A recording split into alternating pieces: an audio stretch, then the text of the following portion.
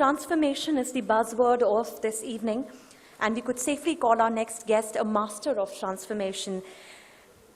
After all, it was he who spearheaded the transformation journey of PNB Housing Finance, turning it around into one of the fastest growing new age housing finance companies in the country. You can put it down to the 16 years of experience he has garnered while handling multiple geographies at many strategic and functional positions with HDFC Limited, whom he first joined some 28 years ago. Such has been his domain knowledge that he is often consulted by key policy makers on changes within the sector. Ladies and gentlemen, a fellow of the Royal Institution of Chartered Surveyors, ladies and gentlemen, please put your hands together for the Managing Director, PNB Housing Finance Limited, Shri Sanjaya Gupta, as I welcome him now to speak to all of us.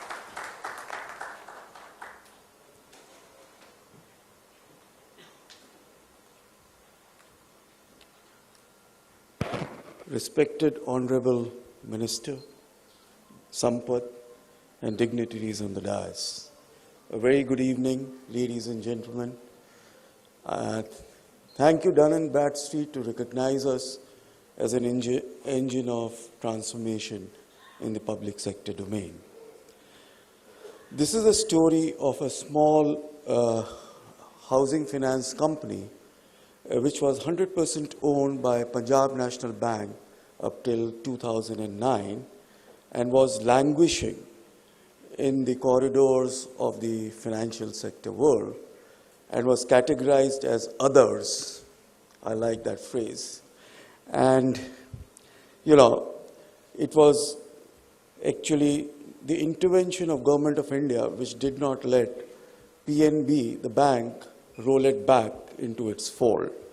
Just to start off, I will give you a brief history of the Indian housing finance sector. This sector emerged in 1987 after the NHB Act got enacted. And as a capillary movement, most of the public sector banks incorporated specialized housing finance companies. But unfortunately, all of them languished. And the beauty of that entire scenario was, or the canvas was, that two housing finance companies, one a private sector company and one a public sector company, were flourishing, HDFC Limited and LIC Housing Finance. But none of the housing finance companies which were sponsored by public sector banks did any worthwhile activity. And the sole reason of that was that there was no concerted effort, there were no specialists, there were no cadre personnel to run these companies. So with that background, even PNB Housing Finance, which was one of the three housing finance companies which were left over, was also to be rolled into the parent bank in 2009. But Government of India did not allow that, and in fact, the government intervened and asked PNB to divest 49% in favor of a private equity firm and run this company in a professional manner. So hence, our transformation journey started from 2010 when I joined them. And we had one of the four big consulting companies as a consultant to this BPR, business process reengineering or transformation engineering. The first year we spent only in planning, in developing detailed execution plans, what to do, how to do, and why to do. In the meanwhile, what we did was very interesting. And we did a development center for our cadre personnel. So, the results were not very unexpected, but the most unexpected result was that all people in the public sector which were there were highly aspirational people. They all wanted to work in a very respectable company, in a large company, in a profit-making company, and they all wanted that, brands like HDFC or LIC should also be associated with their company. So that is the point which we sort of, leveraged our entire transformation journey. So by the time the first year passed, we exactly knew what we wanted to do. We exactly knew what our plans were. Believe you me, for 3 years, Hence, from 2010, we had milestones with datelines, and our people were highly aspirational. So the first thing that we did was to bring about a target operating model which was very nimble, agile, customer-friendly. And whenever we designed anything, we kept the customer at the focal point, and we designed everything around customer and our people. In fact, the three values that we have imbibed are people first, customer-centric, and ethical values. And we always go around these values. So our biggest intervention was turning around the target operating model of the company. It was an inward-looking company. We turned it around the customer, ease of doing business, and pride of doing business. Then we also took care of our people. No job was lost. We remustered our people, we retrained our people, and there was one cadre. There was nothing like, because it became a PPP. But how to run a PPP? You don't have different cadres. So one cadre, everybody on the same salary skill, provided they worked with the same skill sets and with the same attitude. And from there, our journey began. Then, you know, in the second year, you will be very surprised to know that while we build a cosmopolitan team, we totally readied all our installations. We refurbished all our offices. We refurbished our entire infrastructure. We redid our technology. In fact, technology, we are still implementing one of the most contemporary platforms, which is real-time online. And it's a delight to our customers, it's a delight to our people, it brings ease of doing business. And in the 4 years that have gone by, because, you know, time is running short, you will be surprised to know that in a bank or in a financial institution, what pride that we get is our balance sheet size. So the first milestone was to do 10,000 crores of home loans. And we took 24 years to do it. In fact, it happened in our Silver Jubilee year, which was in 2013. But the next 10,000 crore, we did exactly in 16 months. And that brought about the confidence in the transformation journey. From a deposit-taking housing finance company, which had meagerly 220 crores of deposits, I'm very proud to say that today we are the second largest aggregator of deposits. We have 6,000 crores of deposits, just behind HDFC Limited. And that also gives us a lot of strength. We are actually doing a backward integration and are generating our own resources, which is money, from public at large. Another revelation which was, you know, very surprising to a person like me who has only worked in private sector, multinational companies before this, was the pride factor of the Indian public in the public sector brands. You won't have ever seen our advertisements. But the moment we changed our posture, the moment we became nimble-footed, the moment we became customer-centric, the moment we reached out to our customers, the customers reacted to our efforts. And today, you will be surprised to know from the category of others, which was languishing with highest NPAs in the industry, we are the fourth largest housing finance company in a passage of 4 years. We have the lowest NPA in all the banks, NBFCs, and housing finance companies at 0.2% of our gross asset book. We have also kept our eye focused on our profitability and profits.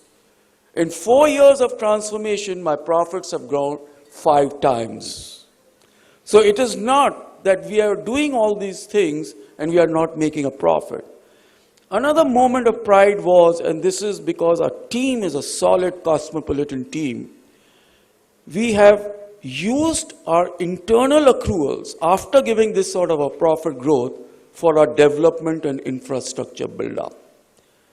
Each penny that we have spent about 250 crores. Our net worth is only 1,700 crores. So you can imagine, it could have been about 1,900 crores if we would have not invested that much of money in our own company. But we did spend.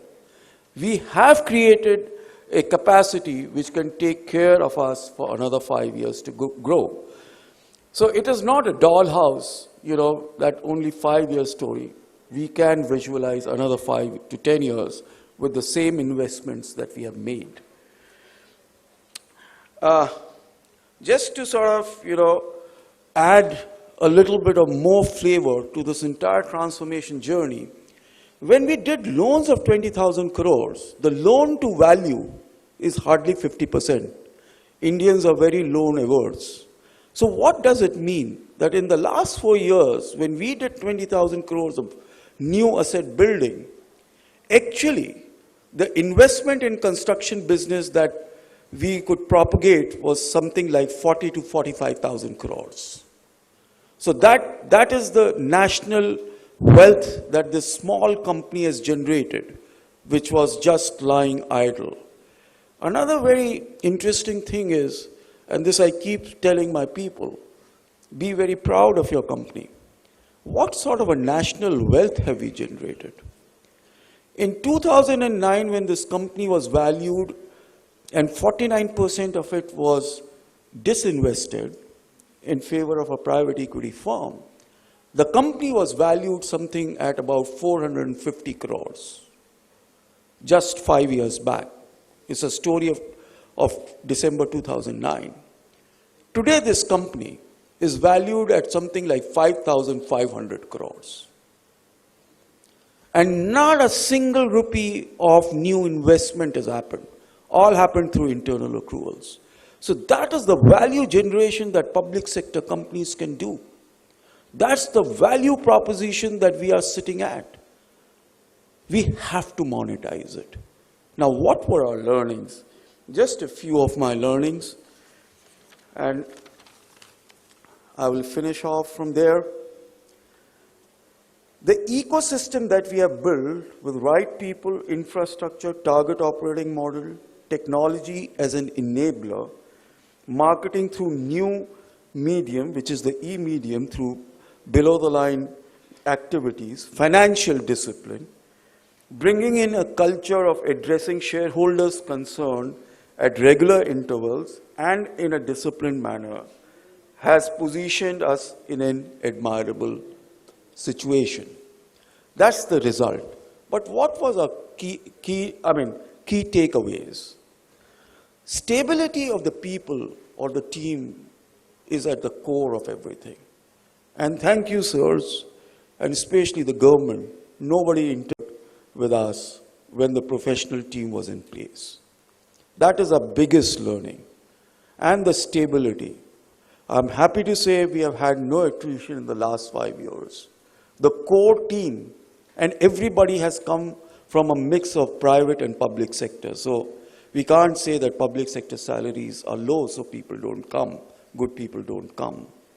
The second learning is communication, and especially internal communication. When we planned after the first year of planning, I personally went out for about a month or so with 5 change champions and communicated to every single soul of the company that what are the changes we are going to bring about, when are those changes going to come exactly with timelines, and what is the benefit that it should get, and what are the indicators that internal people should watch out to categorize success or failure. So communication, especially internal communication, is very important. Have the customers at the focus point to design and implement the change management. Everyone is saying public sector should change, but change for whom? Change for the customer convenience. What does your customer want? Keep profits in focus, otherwise capital will not flow in. A lot of us, we forget the profitability of our companies. Private equities are not going to invest into India if we are not profitable. PSU brands have strong brand loyalty. Do not underestimate the underlying value of your brand. In fact, unleash their value by reaching out to your customers. Just be nimble-footed. Your customers will be there. I wish to reiterate to the Honorable Minister and to all the dignitaries transforming public sector, it is very much a possibility in a limited time frame with economic and financial viability to turn around our canvas and repaint it as one of the best in the world. It is boundaryless. Thank you.